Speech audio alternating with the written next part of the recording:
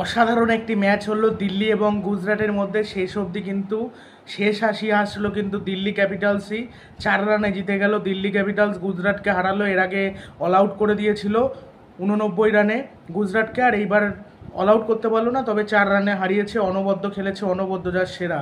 তবে একটুর জন্য ম্যাচটা জিতিয়েছে মুকেশ কুমার, একটুর জন্য জিতেছে, না হলে হেরেই যাচ্ছিল।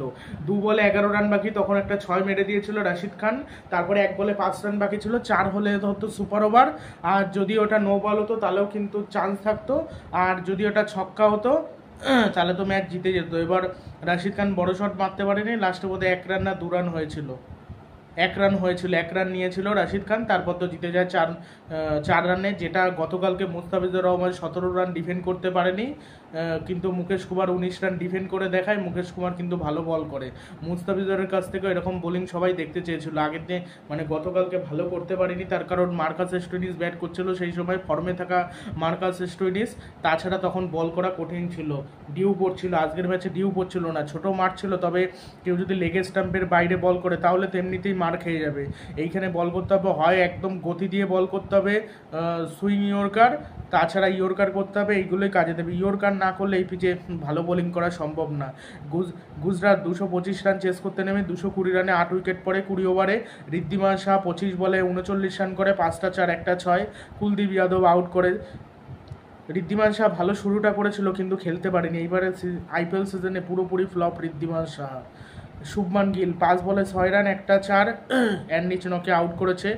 গিল খেলতেই পারেনি। সাই সুদর্শন ভালো খেলেছে, 39 বলে 65 রান, 7টা 4 2টো 6, 166 স্ট্রাইক রেটে ব্যাটিং করেছে সাই সুদর্শন। রাশিদ সালাম দারুণ একটা বলে আউট করেছে। আজমাতুল্লাহ ওমারজাই পুরোপুরি ফ্লপ, 2 বলে 1 রান।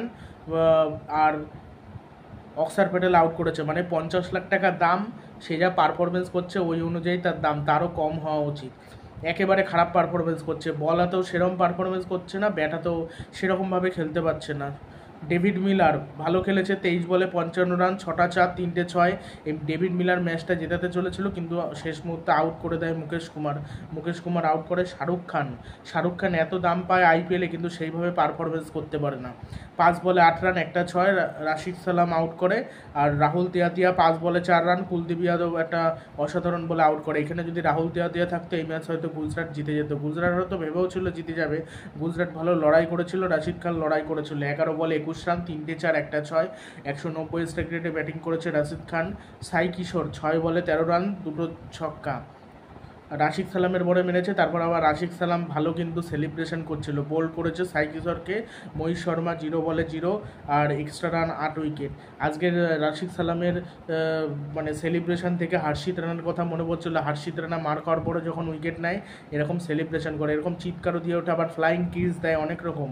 খালিল আহমেদ 2 ওভারে 26 রান খাওয়ার পর তাকে আর বোলিং দেয়নি এইসব পান্তে, এটা আমি মনে করি ঠিকই করেছে। অ্যান্ডি চনকিয়া এটা রান মেশিন বোলার, মানে মিচেল স্টার কলকাতা যেমন ধারাবাহিকভাবে হারিয়েছে, মানে হারানোর চেষ্টা করেছে, অ্যান্ডি চনকিয়াও তাই। ফালতু এই লাস্ট ওভারটা যদি অ্যান্ডি চনকিয়াকে দিত, এই ডিফেন্ড করতে পারতো না, হেরে যেত। এটা বুদ্ধিমানের কাজ করেছে, অ্যান্ডি চনকিয়াকে দেয়নি। মুকেশ কুমার যদি হারাতো তাও আমি বলবো মুকেশ কুমার অনেক ভালো এই অ্যান্ডি চনকিয়ার থেকে। অ্যান্ডি চনকিয়া একেবারে চলে না, আগে তাও একটু ভালো বল করতো, যখন রাবাদার সাথে বল করতো না তখন ভালো বল করতো, এখন চলেই না। রাশিদ সালাম 4 ওভারে 44 রান দিয়ে 3 উইকেট। এবারে 200-র উপরে 225 রান টার্গেট দিয়ে যদি দিল্লি হেরে যায় তাহলে কিছু বলার নেই। দিল্লি আজকের ম্যাচ জেতাতে পয়েন্টস টেবিলের আর একটু ওপরে উঠে যাবে, আর এরপরে কিন্তু প্লে অফে ওঠার চান্সটা বাড়ছে, আস্তে আস্তে বাড়ছে। যদি এরকম জিততে থাকে দিল্লি ক্যাপিটালস, আর গুজরাটের কিন্তু অসুবিধা হচ্ছে। গুজরাট না গেলেই ভালো হয়, তার কারণ আগের 2 বছর গেছিলো, এবার প্লে অফে যাওয়ার দরকার নেই। একবার তো চ্যাম্পিয়ন হয়েছিল, একবার রানার্স আপ হয়েছিল, আর সেই টিম এখন আর নেই। হার্দিক পান্ড্যা আর হার্দিক পান্ড্যার মোহাম্মদ শামি দল থেকে যাওয়াতে অসুবিধা হয়েছে। একজন তো দল থেকে গেছে, আর একজন চোটের জন্য খেলতে পারেনি। মুকেশ কুমার 4 ওভারে তাও 41 রান খেয়েছে, 1 উইকেট। মার খাও তুমি, ম্যাচটা অন্তত জেতাও, 4 রানে অন্তত জিতিয়েছে মুকেশ কুমার। অক্সার 3 ওভারে 28 রান দিয়ে 1 উইকেট। অক্সার প্যাটেলকেও লাস্ট ওভারে দেওয়া যেতে পারতো, কিন্তু দেয়নি। কুলদীপ যাদব 4 ওভারে 29 রান দিয়ে 2 উইকেট। এই কুলদীপ যাদবের ওভারটায় টার্নিং পয়েন্ট ছিল, 2টো উইকেট, অসাধারণ।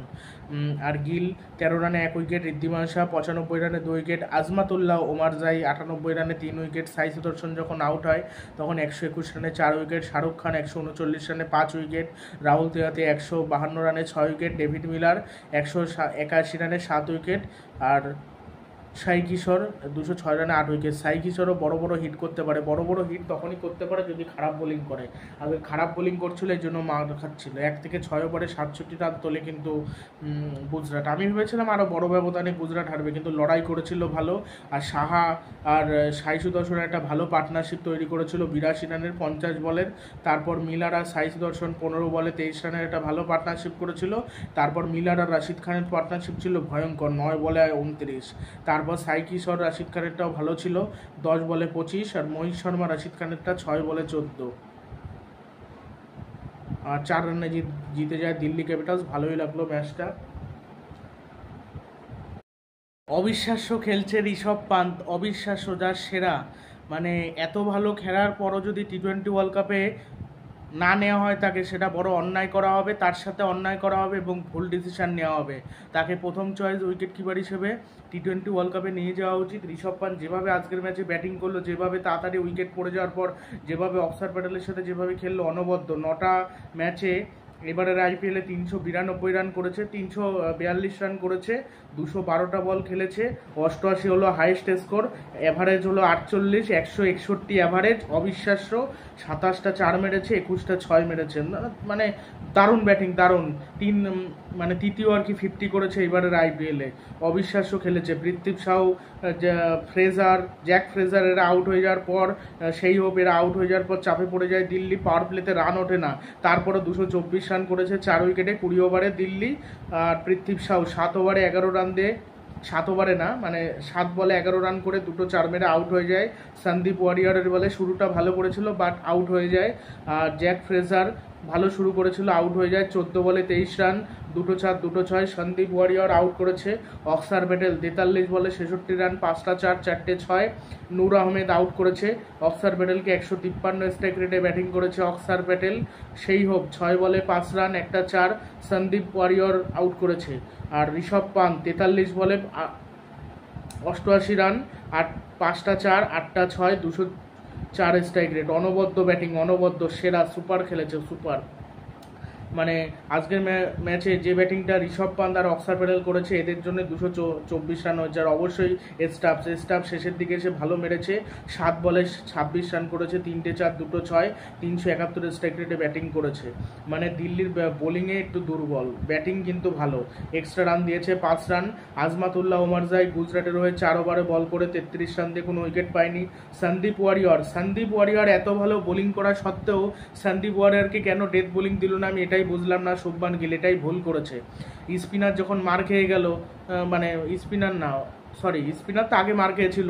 স্পিনাররা যখন ভালো করতে পারেনি, সাই কিশোরকে যখন একবারও বল করায়নি, কোনো অসুবিধা ছিল না, সন্দীপ ওয়ারিয়ারকে করাতে পারত। আর আমি এটা বুঝি না শাহরুখ খান তারপর অন্য বোলারকে কেন বল দিল, মানে এটাই বুঝি না।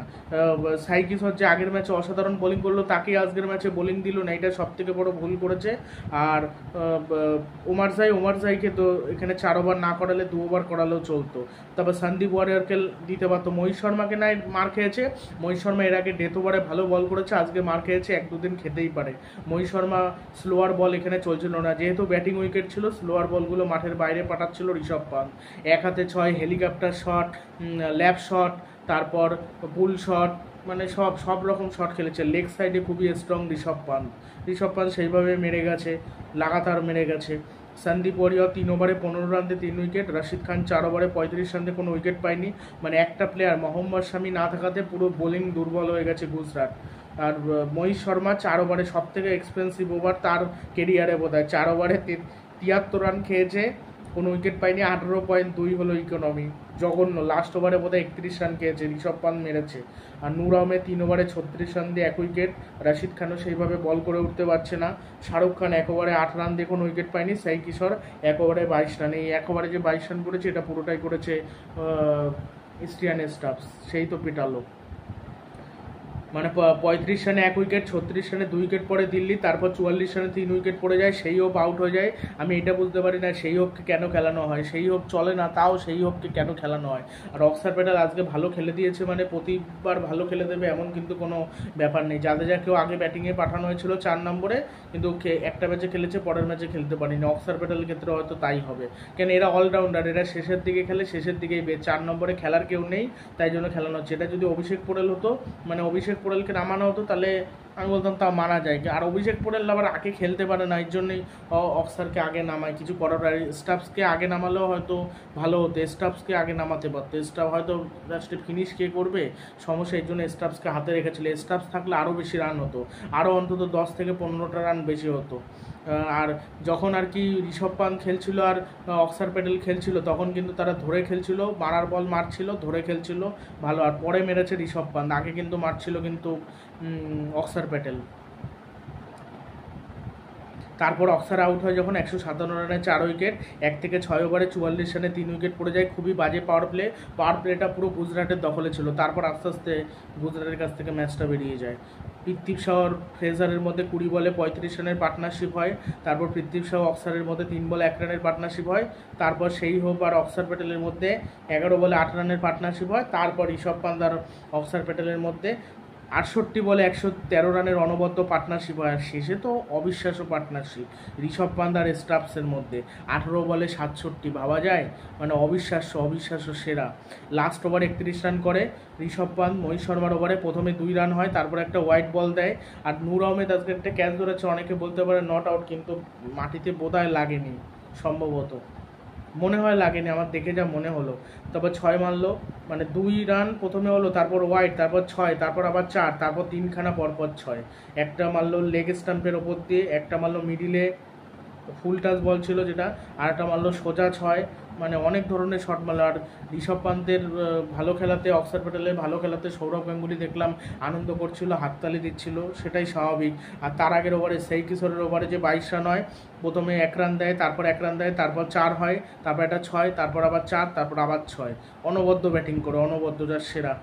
ভালোই লাগলো ব্যাটিংটা, দিল্লির পিচে খেলাটা ছিল আজকে।